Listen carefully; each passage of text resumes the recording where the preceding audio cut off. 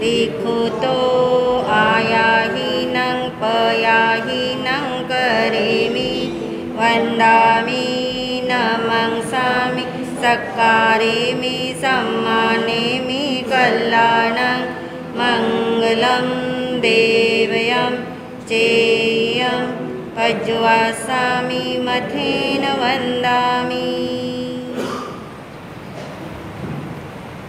नमो अरिहन्ताणं नमो सिद्धाणं नमो आयर्याणं नमो उवज्झायाणं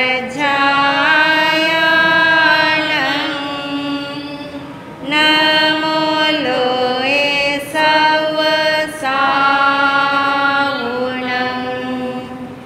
एसो पंचनमोक्कारो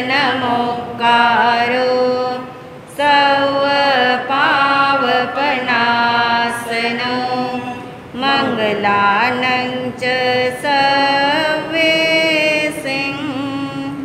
परमं हवै मंगलं मंगलानं च सर्वेसिं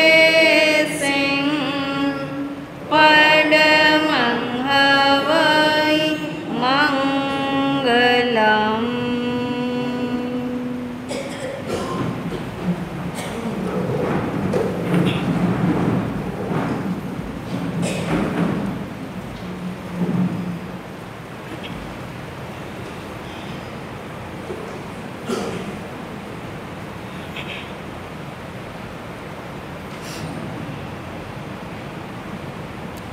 आत्मस्वरूप को ध्याने हेतु आंखें बंद करें।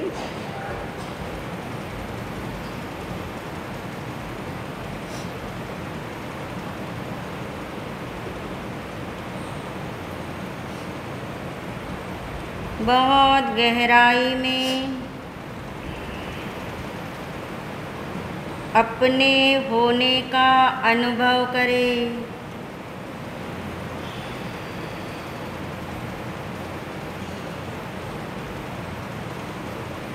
महसूस करें मैं आत्मा हूँ।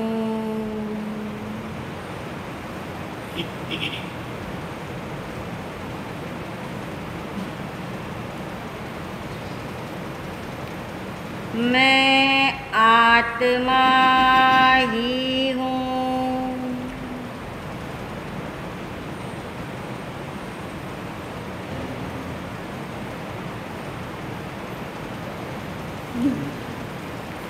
आत्मा के अलावा अन्य कुछ भी मैं नहीं हूँ।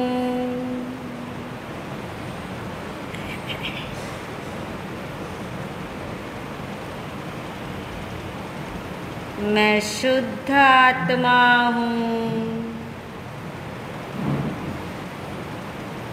मैं शुद्ध आत्मा हूँ।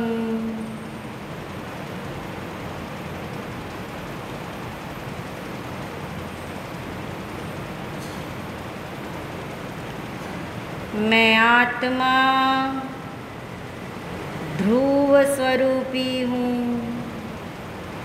नित्य हूँ, शाश्वत हूँ।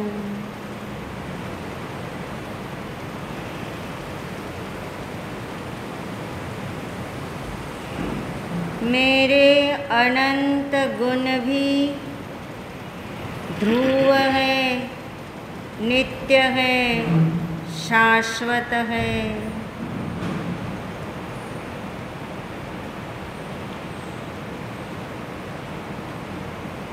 मेरे असंख्यात प्रदेश भी अखंड हैं।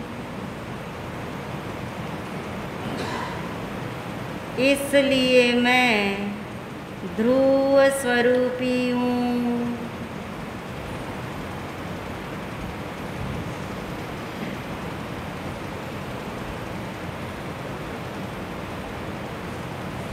मैं कल भी था, मैं आज भी हूँ, मैं आगे भी रहूँगा।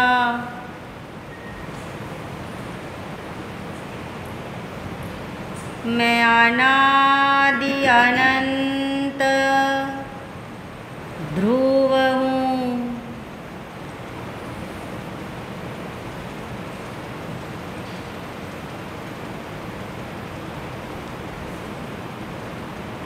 अनंत जन्म मरण हुए,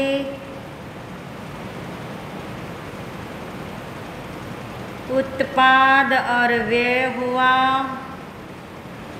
फिर भी मैं आत्मा जैसा था वैसा ही रहा।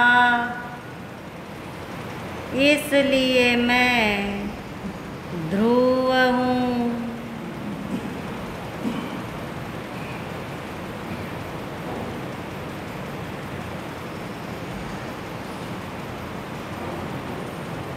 चार गति में परिभ्रमण हुआ, 84 लाख जीव योनि में जन्म मरण हुआ, फिर भी मैं आत्मा तो अजर अमर अविनाशी ही हूँ।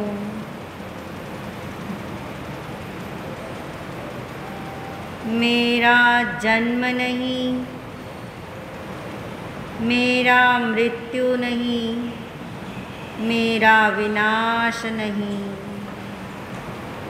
क्योंकि मैं ध्रुव हूँ।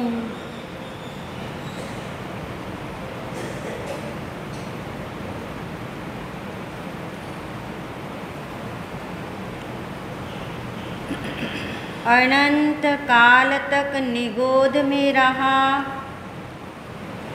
फिर भी मैं तो ध्रुव ही रहा। नित्य ही रहा, जैसा था वैसा ही रहा।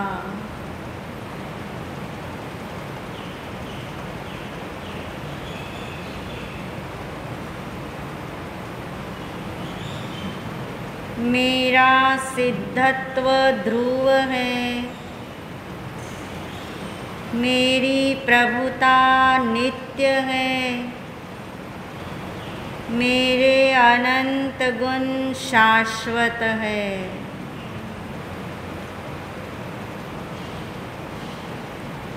इसलिए अपने स्वरूप को निहारो, निष्ठा को पक्का करो। मैं आत्मा ध्रुव स्वरूपी हूँ, शाश्वत हूँ, नित्य हूँ, अजर अमर अविनाशी हूँ।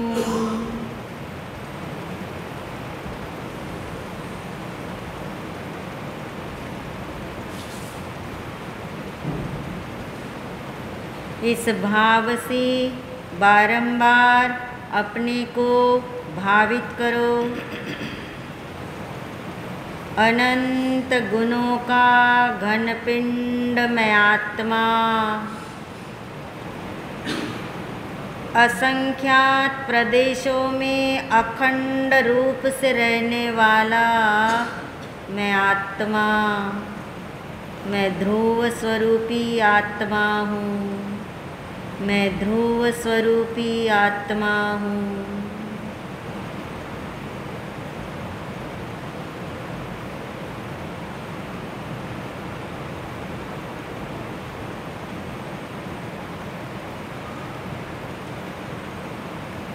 ध्रुव स्वरूपी आत्मा हूँ, ध्रुव स्वरूपी आत्मा हूँ, ध्रुव स्वरूपी आत्मा हूँ, ध्रुव स्वरूपी आत्मा हूँ।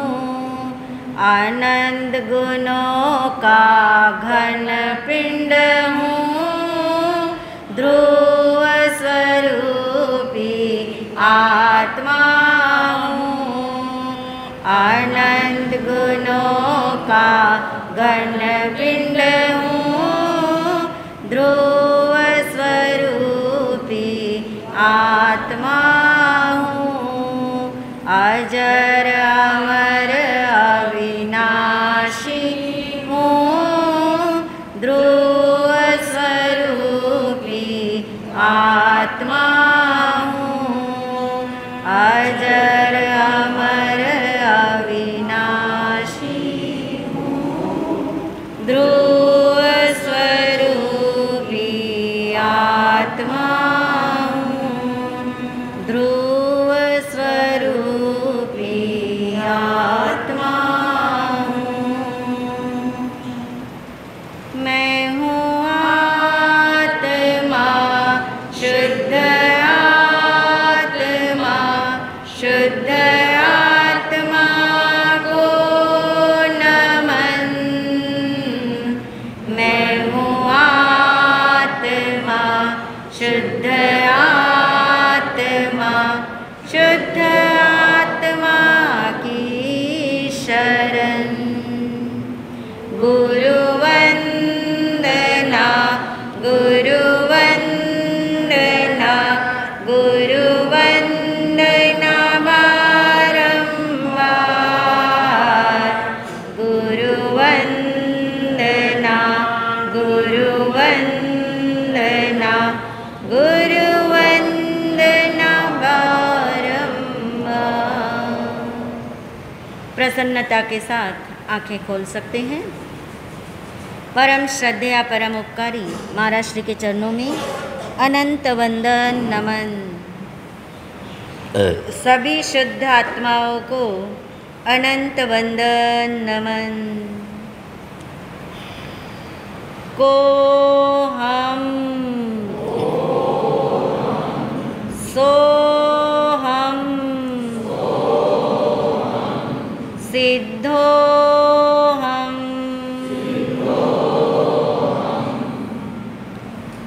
मैं सिद्ध भगवान जैसा शुद्ध आत्मा ही हूँ।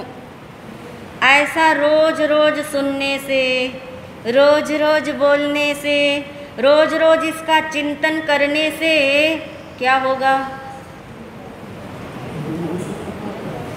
होगा कुछ? बोलने से, सुनने से, चिंतन करने से, इसकी चर्चा करने से अगर कुछ नहीं होता है तो हम बोल क्यों रहे हैं? और यदि होता है तो क्या होता है ये भी पता होना चाहिए। क्या होगा? ये सब होगा। ये सब करने से क्या होगा? निर्णय पक्का होगा। बहुत सुंदर। किसका निर्णय पक्का होगा? मेरा, है ना। मैं कौन हूँ का निर्णय पक्का होगा। और ये रोज रोज करने से आपको अपनी आइडेंटिटी होगी, पहचान होगी। आईडी लेनी है ना, क्योंकि पासवर्ड लेना आपको आगे जाके। आपको आईडी नहीं पता, आपकी आइडेंटिटी नहीं पता, क्योंकि जो आइडेंटिटी हम मान के बैठे हैं वो भी कैसी है? रॉन्ग है। इसलिए रोज रोज निरंतर ऐसा चिंतन, ऐसा मंथन, ऐसा श्रवण, ऐसी विचारना, ऐसा ही वचन बोलने से आपकी मान्यता पे प्रभाव पड़ता है। नंबर 1, कर्मों पर प्रभाव पड़ता है। नंबर 2, नंबर 3, आपके जीवन पर प्रभाव पड़ता है, आपकी प्रवृत्तियों पर प्रभाव पड़ता है। और कुल मिलाकर के आप देखोगे, यदि मान्यता बदल जाए तो सब क्या होता है? बदल जाता है। कौन सी मान्यता पे प्रभाव पड़ता है? किससे? कि मैं सिद्ध समान शुद्ध आत्मा हूँ, ऐसा बोलने से भी किस पर प्रभाव पड़ता है? क्या है मिथ्या मान्यता हमारी? क्या मान रखा हमने अभी तक अपने को? मैं मनुष्य हूँ, या फिर अपने नाम से भी जानते हो मेरा ये नाम है, या अपने पेशे से भी जानते हो कि मैं ये करता हूँ। यानी आपके नाम पर, आपके व्यवहार पर, आपके मिथ्या मान्यता पर कि मैं शरीर हूँ, इस मान्यता पे क्या है? प्रहार पड़ता है। कोई बोलता नहीं है मैं शरीर हूँ। आज तक आपने बोला कभी कि मैं शरीर हूँ?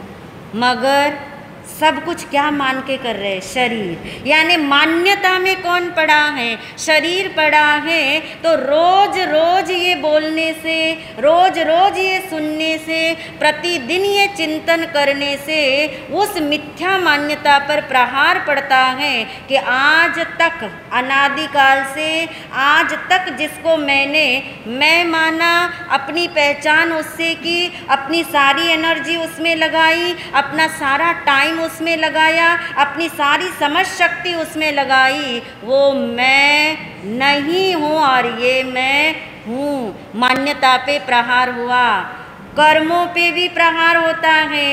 एक बार जिक्र किया था हमने, जो सत्ता में पड़े हुए कर्म हैं, जो आपके पाइपलाइन में नहीं है, स्टॉक में पड़े हुए हैं, उन कर्मों के फल देने की शक्ति पर प्रहार पड़ता है। यानी जो कर्म का उदय, जो कर्म का फल आपको लंबे समय तक क्या है, दुख देने वाला था, लंबे समय तक संसार में घुमाने वाला था, लंबे टाइम तक जन्म मरण कराने वाला था, उसके ऊपर प्रहार पड़ेगा, फलदान शक्ति घटेगी तो क्या होगा? वो जितनी डिग्री का उदय में आना है उतनी डिग्री का नहीं आएगा। जितनी ड्यूरेशन के लिए आना था, लंबे काल के लिए आना था, वो क्या हो गया? छोटा। यानी इतनी सी बात और इतने बड़े क्या है प्रभाव। और एक साथ मान्यता पे भी प्रहार होता है, एक साथ कर्मों पे भी प्रहार होता है। मगर कैसा होना चाहिए? भाव से भीगकर, निर्णय पूर्वक, रुचि पूर्वक, उल्लास पूर्वक यदि हम करते हैं तो अवश्य ऐसे लाभ मिलते हैं। इसलिए कर्मों की चिंता नहीं करना कि अरे आत्मा करते रहेंगे तो कर्म कौन भोगेगा? सबको किसकी चिंता है? कर्मों की है ना। मेरे कर्मों का क्या होगा? तो कर्मों की चिंता आज से छोड़ दीजिए, आत्मा के पीछे लग जाइए, अपनी आइडेंटिटी ले लीजिए और उसी के अंदर रमन करते रहिए तो कर्म अपने आप खत्म होंगे, एक दिन अपने आप होंगे। करने से तो कभी भी नहीं होंगे। तीसरा प्रभाव पड़ता है आपके जीवन पर, आपके जीवन पर भी प्रभाव पड़ता है। यानी आपकी रुचि क्या होती है? पलट जाती है। जो रुचि पहले शरीर के कामों में कितनी लगती थी और अब जब समझ आ रहा है अरे ये तो मैं कहीं से भी नहीं हूँ, तो शरीर तो नहीं छूटेगा, शरीर के काम भी नहीं छूटेंगे, मगर शरीर के काम से रुचि छूटेगी। तो जो काम आप 2 घंटे में लगा के करते थे वो अब कितनी देर में होने लगेगा? कौन सा काम करते थे 2 घंटे लगा के? बहुत सारे काम हैं, बहुत सारे शरीर के काम हैं जो 5 मिनट में हो सकते, उसको हम 2 घंटा लगाते। जो 2 घंटे में हो सकते सारा दिन लगा देते। यानी इस तरह से हमारी रुचि अपने आप पलटेगी, आपको करना नहीं पड़ेगा, आपको अपने आप पलटना हो जाएगा। बाहर की प्रवृत्तियाँ जो हैं, आपकी अनावश्यक प्रवृत्तियाँ कम होती जाएगी। जहाँ आपको 2 दिन के लिए जाना था, 2 दिन में वो काम करना था और आप 1 दिन में करके आ गए। अंशुल, 1 दिन में करके आ गए। पहले 2 दिन लगाते थे। अब क्यों हुआ ऐसा? रुचि पलट गई। अब लगा कि नहीं, 1 दिन का भी प्रवचन मेरा छूटना नहीं चाहिए, मेरी ये बात नहीं विसरनी चाहिए। अपने आप प्रवृत्ति बदल गई। इसका नाम है प्रवृत्ति बदल गई आपकी। और इतना ही नहीं, अशुभ से निवृत्ति हो जाती है, शुभ के अंदर प्रवृत्ति बढ़ जाती, क्योंकि अशुभ से क्या हुआ? निवृत्ति हुई। और शुभ में ही अटके नहीं रहेंगे। किस में प्रगति होगी? शुद्ध में प्रगति होगी। और एक दिन वो रिजल्ट आएगा कि अपने से अपनी पहचान ही नहीं, मुलाकात हो जाएगी। मुलाकात होना यानी क्या हो जाना? आत्मा अनुभव हो जाएगा, सम्यक दर्शन हो जाएगा, सेल्फ रियलाइजेशन हो जाएगा, आत्मदृष्टि हो जाएगी। यानी ये आत्मदृष्टि चतुर्मास इसी के लिए है कि अपनी आइडेंटिटी पता हो और ये पता हो कि आत्मा का हित जो है क्या मानने में है? आत्मा का हित अपने को क्या मानने में है? शुद्ध आत्मा मानने में है। और ये शुद्ध आत्मा हम क्यों माने? कैसे माने, उसका स्वरूप क्या है, ये सब हमारे भगवान ने हमें बता दिया। सिर्फ उन्होंने घोषणा ही नहीं करी, उन्होंने विधि भी बता दी, उन्होंने मार्ग बता दिया, उन्होंने मैच करके बता दिया कि देख ले तू अपने आप को और देख ले तू सिद्ध भगवान को। और वो सिद्ध भगवान जैसे अनंत गुणों के घनपिंड हैं, ऐसे तू भी कौन है? कौन है तू?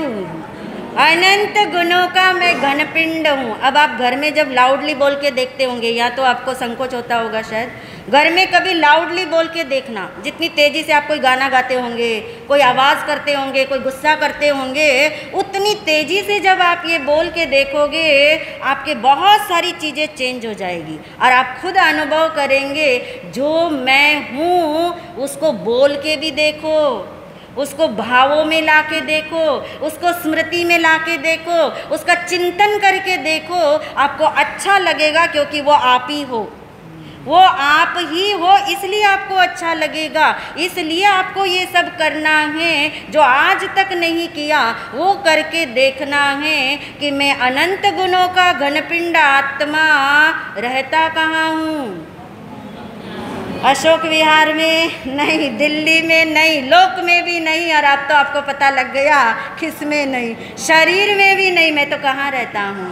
अपने आत्म प्रदेशों में रहता हूँ। और मेरे आत्म प्रदेश कैसे हैं? अखंड हैं, कभी भी खंडित नहीं होते, मुझे छोड़कर नहीं जाते, इसके टुकड़े टुकड़े नहीं होते, कोई इसको चुरा नहीं सकता, कोई इसे हानि पहुँचा नहीं सकता, कोई इसे जला नहीं सकता, अनादि अनंत सुरक्षित है। आपकी कोई वस्तु 5 साल भी सुरक्षित रह जाए, कितना आनंद होता है? होता है कि नहीं?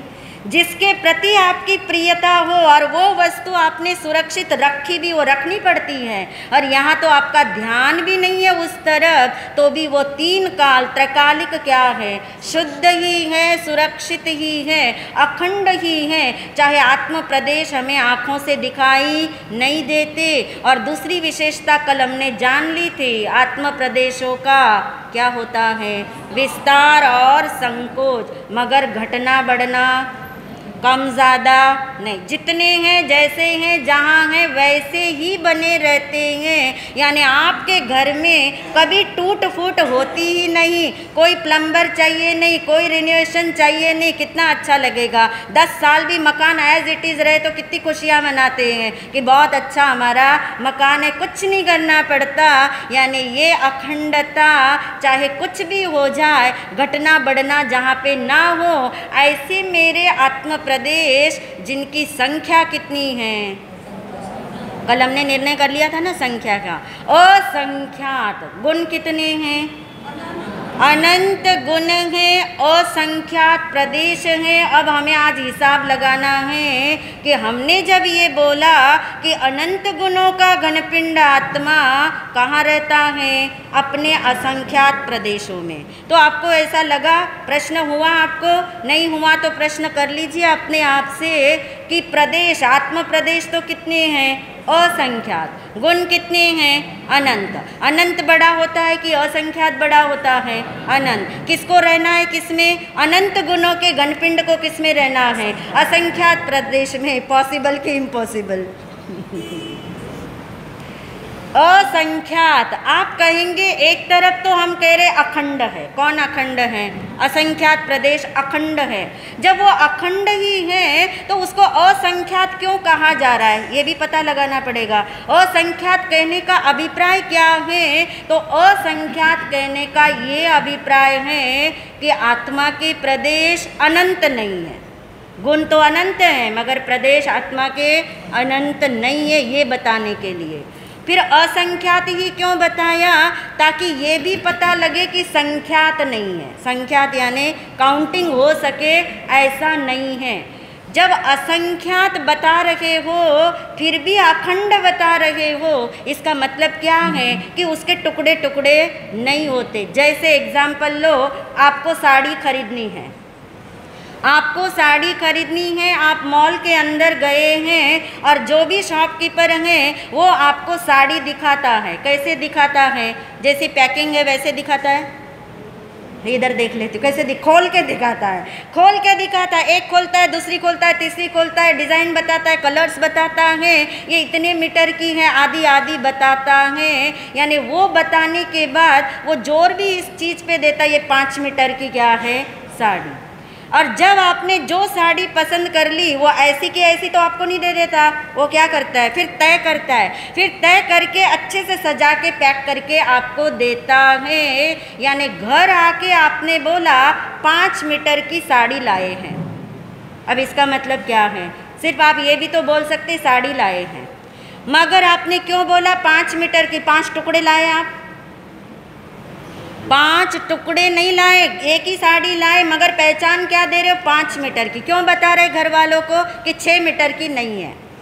क्या बताने के लिए? 10 मीटर की नहीं लाए, 6 मीटर की नहीं लाए, कितने मीटर की लाए? 5 मीटर की लाए हैं, मगर 5 टुकड़े नहीं लाए। अखंड है ना वो 5 एक एक करके 1 मीटर का टुकड़ा नहीं, फिर भी वो कैसी है? 5 मीटर की है। ऐसे ही समझ लीजिए आत्मा के प्रदेश असंख्यात हैं क्योंकि अनंत नहीं है। जैसे साड़ी 5 मीटर की है क्योंकि 10 मीटर की नहीं, ये बताना है। और जो साड़ी है वो 4 मीटर की भी नहीं है, 5 मीटर की है, यही बताना है। तो आपको एक अंक बताना पड़ेगा ना, एक मेजरमेंट बताना पड़ेगा। इसलिए भगवान ने बताया आत्मा के प्रदेश अखंड हैं, मगर कैसे हैं? असंख्यात हैं। असंख्यात है मगर असंख्यात टुकड़े टुकड़े नहीं है। साड़ी 5 मीटर की है मगर 5 उसके टुकड़े नहीं हैं। मात्र पहचान के लिए कि यदि आप साड़ी को सुखाने जाओगे तो आपको कितनी जगह चाहिए? 5 मीटर की। ऐसे ही आत्मा के प्रदेशों में विस्तार होता है तो भगवान कितना विस्तार होगा, कितना विस्तार होगा, कितना विस्तार होगा। असंख्यात ये प्रदेश हैं तो असंख्यात इसका क्या होगा? विस्तार होगा।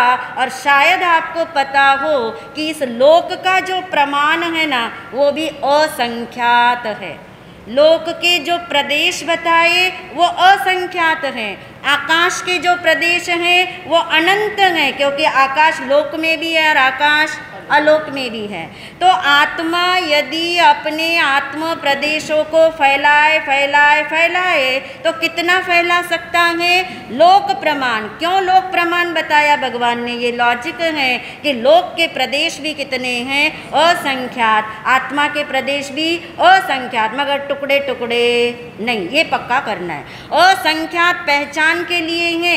मैं असंख्यात प्रदेशी आत्मा हूँ, इसका मतलब मैं अनंत प्रदेश आत्मा नहीं हूँ, मैं संख्यात प्रदेशी आत्मा नहीं हूँ, मैं लोक प्रमाण हूँ। इसका मतलब क्या हुआ कि मेरे आत्म प्रदेश जब कभी विस्तारित होंगे तो कहाँ तक पहुँचेंगे?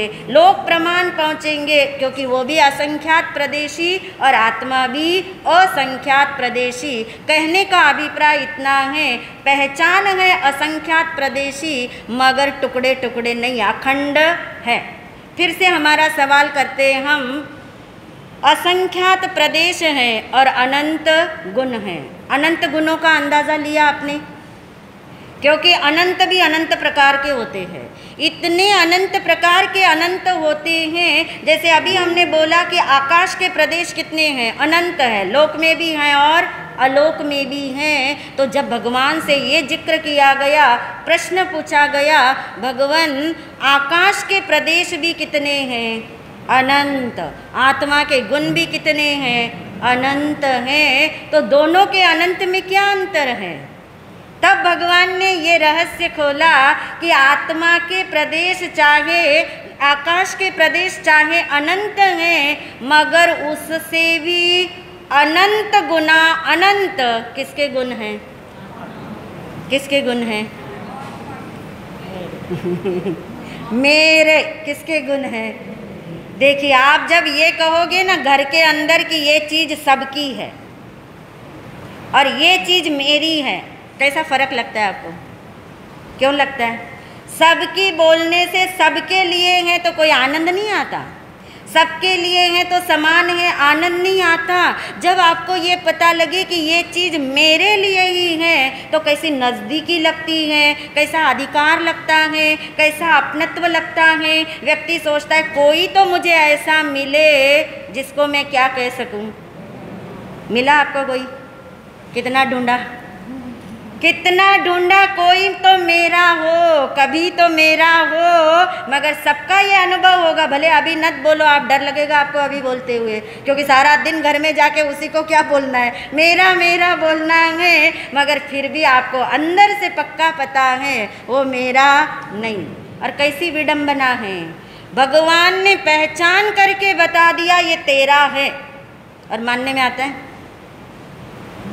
आत्मा का बोलते हैं हम, परमात्मा का बोलते हैं हम, अपना नहीं मानते।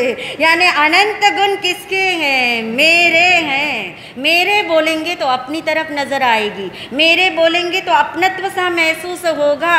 यानी अनंत गुणों का घनपिंड में आकाश के अनंत प्रदेशों से भी अनंत गुना अनंत गुना अनंत गुना अधिक किसके गुण हैं? मेरे अनंत गुण हैं। रहते कहाँ हैं? असंख्यात प्रदेशों में। अब कैसी हैरानी की बात है, अनंत गुण और रहेंगे कहाँ पे? असंख्यात प्रदेशों में। कैसे रहेंगे?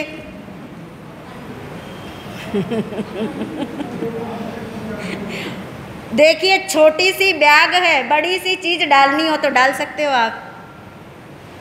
अगर आपके पास 12 बाय 12 की बैग है और आपको किसी ने वस्तु उससे ज़्यादा के डालने के लिए दी है तो आप तो मना कर दोगे ना।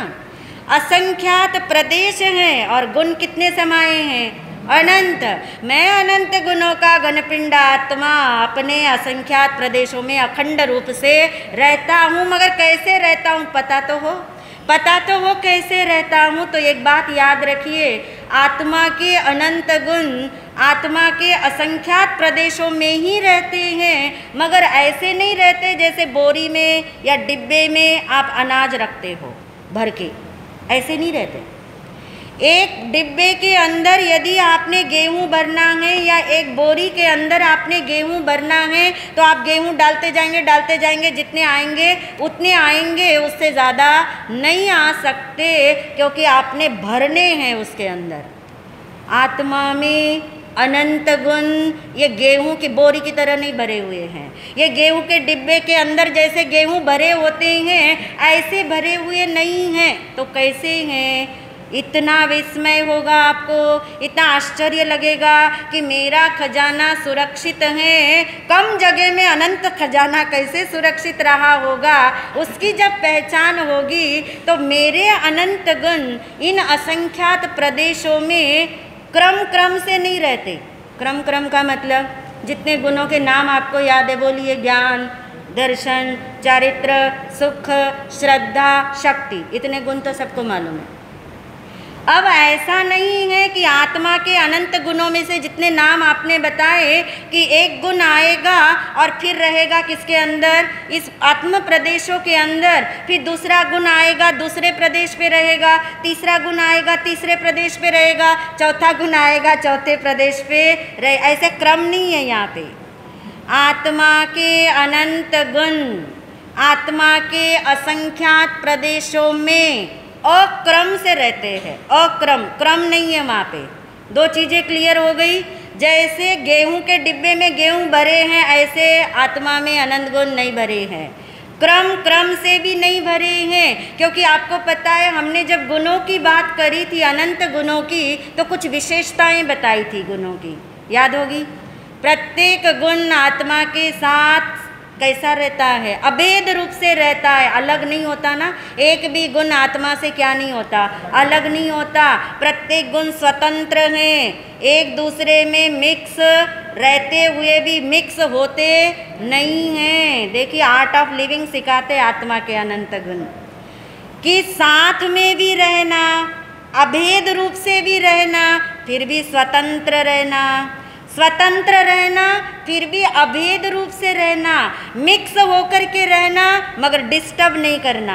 यही तो जीवन जीने की कला है। अपनत्व के साथ आप अपने घर में नहीं रहोगे तो नहीं चलेगा, मगर ज़्यादा अपनत्व करने जाते आप किसी के साथ तो क्या होता है? डिस्टर्ब होता, वो कहता थोड़ा तो मुझे छोड़ के जाओ, थोड़ा तो मेरे से दूरी रखो। और नहीं रहते हैं तो वो भी शिकायत, रहते हैं तो वो भी शिकायत। यानी मिक्स होके रहना और डिस्टर्ब नहीं करना, अभेद रूप से रहना, यानी एक साथ रहना फिर भी स्वतंत्र रूप से रहना। हमने जाना था आत्मा का प्रत्येक गुण अपना अपना ही क्या करता है, कार्य करता है, और कभी भी आत्मा को छोड़ के कहीं जाता नहीं है। यानी जैसे शरीर का स्ट्रक्चर आप देखिए, शरीर के जो अवयव है, अंग है, वो शरीर को छोड़ के कहीं जाते हैं? आँख कहीं छोड़ के जाती है? नहीं। आँख अपनी प्लेसमेंट बदलती है? नहीं। हाथ हाथ की जगह रहते हैं, नाक नाक की जगह रहता है, आँख आँख की जगह रहते हैं। आत्मा के साथ अभेद रूप से रहते। अभेद का मतलब कभी छोड़ के नहीं जाते और अपना अपना काम करते। ये भी शरीर के अंग भी क्या करते? अपना अपना कार्य करते। कान ने कभी देखने का काम किया आज तक? आँख ने कभी सुनने का काम किया? आज तक नहीं। स्वतंत्र रूप से अपना कार्य करते हैं, अभेद रूप से, यानी शरीर के साथ ही रहते हैं। मगर आत्मा के अनंत गुण ऐसे नहीं रहते। कैसे नहीं रहते? जैसे शरीर के अवयव हैं, शरीर के अंग उपांग हैं, ऐसे आत्मा के अनंत गुण नहीं रहते। फिर कैसे रहते होंगे? कभी सोचा आपने?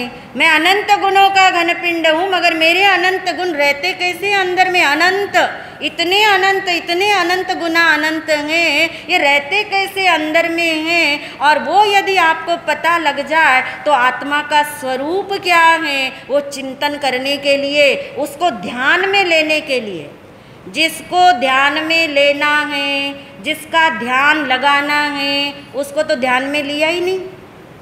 किसका ध्यान लगाना है?